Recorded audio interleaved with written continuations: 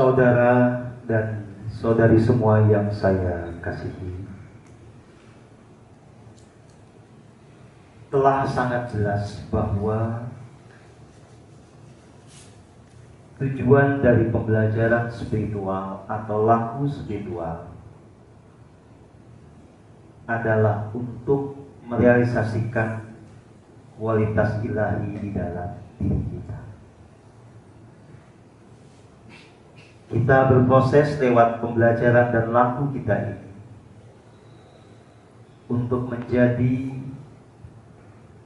diri yang tercerahkan, untuk mencapai tataran jiwa ilahi yang bisa merasakan kebahagiaan surgawi secara paripurna dan berkelanjutan. Nah, itu semua hanya bisa terjadi kalau pada diri kita terjadi transformasi, terjadi perubahan yang nyata di semua aspek keberadaan diri kita.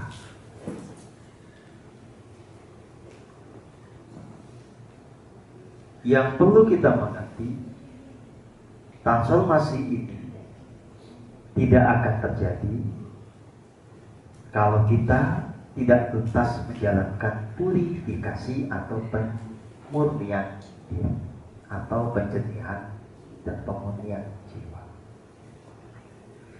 Dan yang harus juga sangat kita mengerti adalah bahwa purifikasi atau pemurnian diri ini tidak akan pernah terjadi kalau Anda tidak terhubung kepada diri sejati.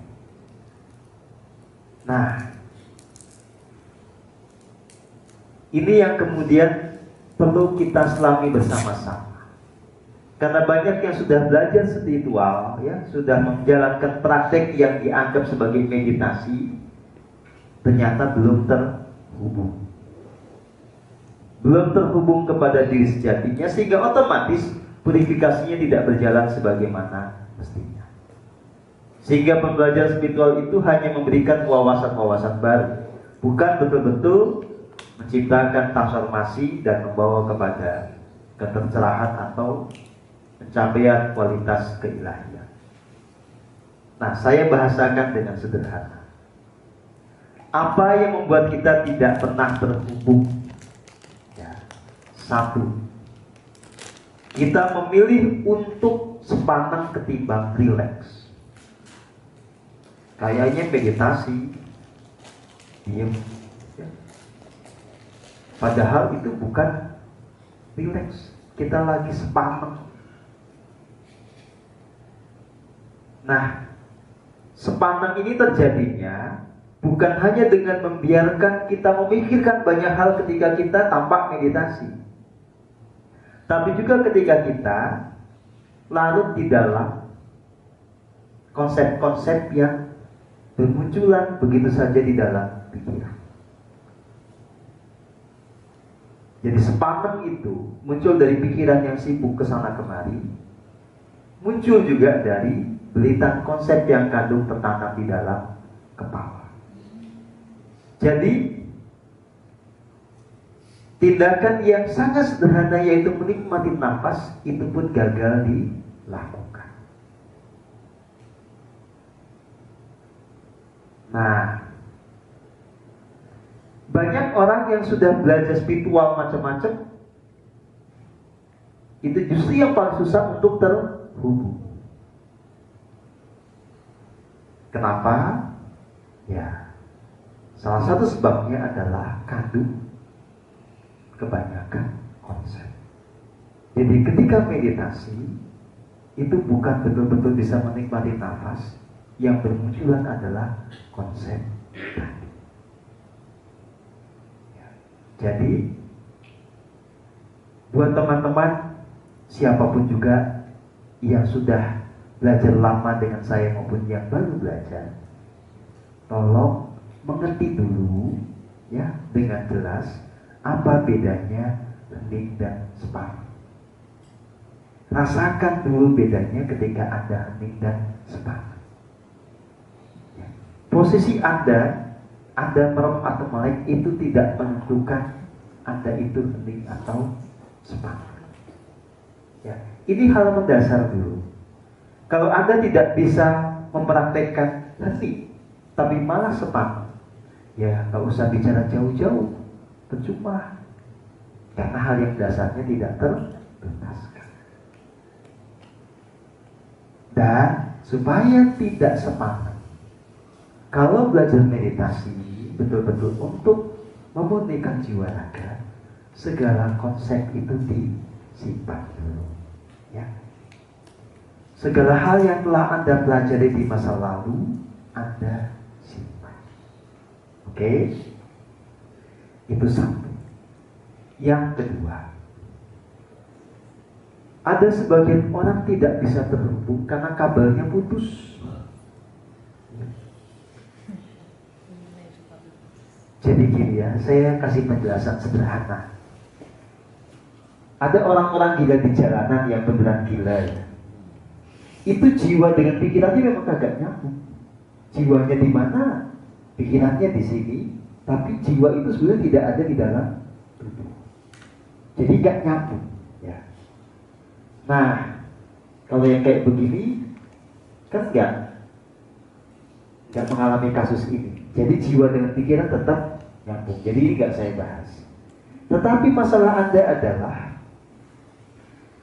antara pikiran Anda dengan diri sejati ini itu terputus. Ya. Nah, tadi bahasa saya sederhana adalah kabelnya itu putus. Apa penyebab kabelnya putus? Satu, Anda pernah punya trauma di masa lalu. Trauma yang sangat dramatis itu bisa membuat kabel keterhubungan dengan sumber kebahagiaan dalam diri itu putus. Nah, ini nyambungnya memang tidak gampang. Dari sisi Anda harus berjuang keras. Nah, untuk menyempurnakan keterhubungan itu kembali butuh bantuan dari orang-orang yang telah selesai dengan dirinya sendiri. Ya. Jadi nanti pas sesi sharing ya, saya mohon bantuan Mbak Ika, Mbak Ai, Mbak Irma untuk mengidentifikasi siapa yang kabelnya putus. Supaya segera bisa dipulihkan. Oke. Nah, faktor yang membuat tidak terhubung itu juga ada lagi yang lain, faktor yang ketiga. Kalau Anda secara energi tidak jernih, ya, ada kuasa kegelapan di dalam badan Anda, sambungan itu otomatis sudah putus. Ada yang menghalangi. Kalau Anda belajar supranaturalnya semakin lama, nyambung kepada dimensi-dimensi yang rendah, ya semakin gak nyambung. Karena apa? Ya. Kalau yang tadi karena trauma itu kan gini ya. Jadi kabelnya itu mestinya begini. Ini begini. Gak nyambung kan? Oke. Nah, kalau yang kebanyakan demit, kebanyakan lampu supranatural yang dianggap spiritual di masa lalu,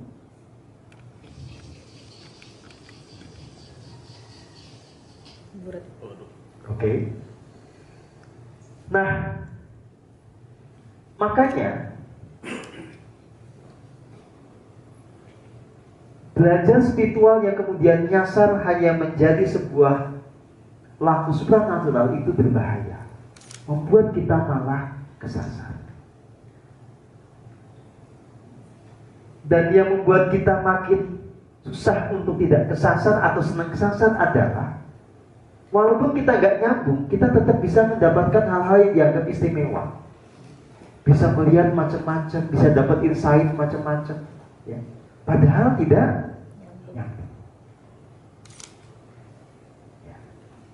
Nah maka, kalau Anda betul-betul mau mengalami purifikasi, identifikasi, ya, ada nggak pengganggu antara koneksi Anda dengan diri sejati? Kalau Anda di dalam sini ada kuasa kegelapan, maka segala insight, segala vision itu akan menjadi sesuatu yang fake atau palsu. Itu tidak membawa kepada kebenaran sejati. Kalaupun ada tuntunan, ada bisikan, itu juga menjadi tuntunan dan bisikan yang palsu. Karena Anda tidak mendapatkannya dari diri sejati, tetapi dari demit sejati. Oke. Nah, ini hal yang paling fundamental yang harus segera dibereskan. Ya, ini ada beberapa peserta ya, nanti saya minta bantuan Mbak Ika, Mbak Irma, Mbak Ai, memastikan tidak ada yang kelewatan di dalam hal ini. Ya, kandung bergerak maju di dalam pembelaan spiritual, tapi sebenarnya hal yang paling fundamental belum selesai. Ya. Jadi begini, apa sih indikasi ketidaknyambungan? Ini nggak nyambung ya. Jadi betul-betul putus karena trauma masa lalu. Ini kegubet sama macam-macam. Ya. Dan lagi nggak nyambungnya karena sepak, karena kebanyakan konsep. Penandanya sederhana, tidak menemukan rasa damai yang dalam. Kalau dibuat satu kata bahasa Jawa ini gak yes. Jadi kalau Anda gak yes tapi dapat vision, dapat insight, sudah itu palsu sudah. Pasti palsu. Wis koyoke bijaksana ya, wis palsu wis. Palsu. Ya. Mumpung di Surabaya. Harus tugas dan tegas. Harus. Oke. Nah, tetapi kalau Anda sudah bisa merasakan yes, ya, damai sekali, itu baru namanya Anda terhubung.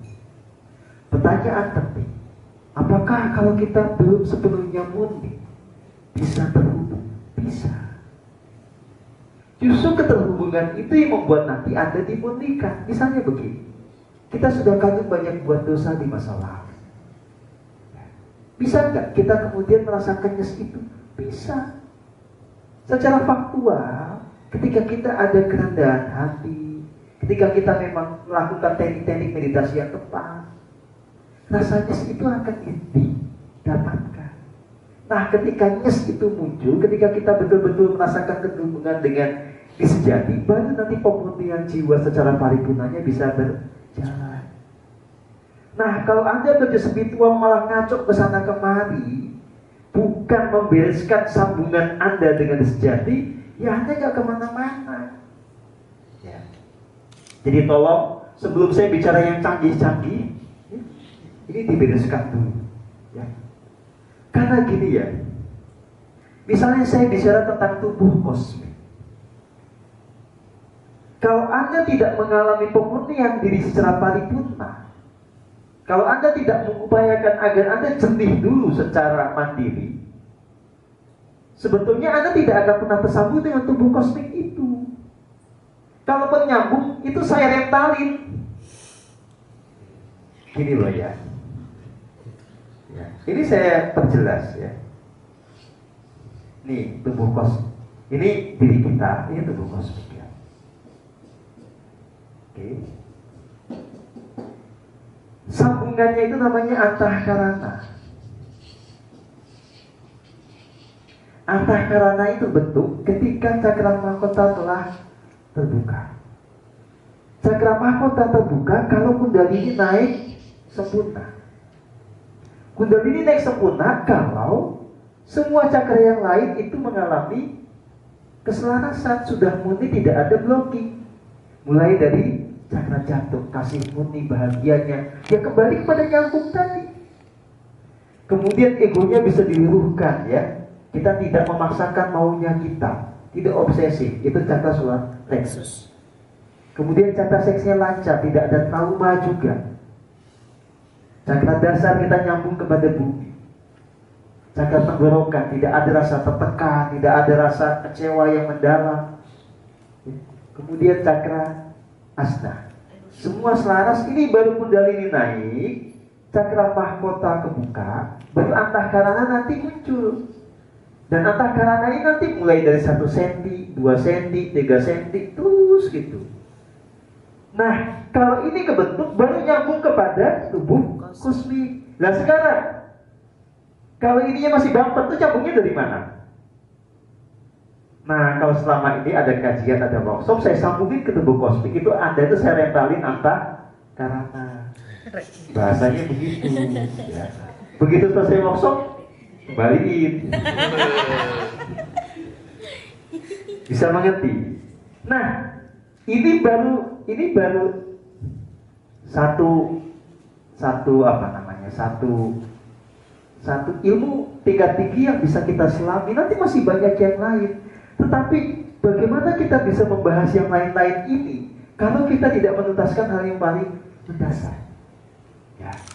Jadi saya berharap betul di dalam workshop kali ini,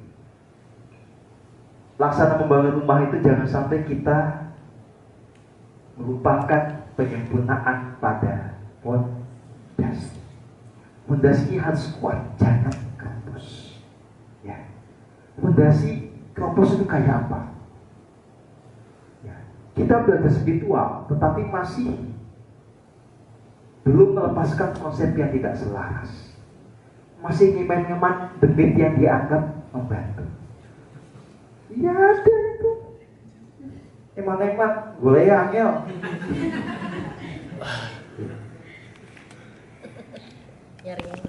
Ada juga yang eman-eman, oh ini hadiah sekolah luhur gue. Mosok dibuang. Ya. Itu menciptakan fondasi yang tidak kokoh. Jadi Anda tidak akan pernah bisa mencapai pencerahan jati karena di level tertentu Anda pasti akan jatuh juga. Percuma bola baliknya begitu aja. Ya.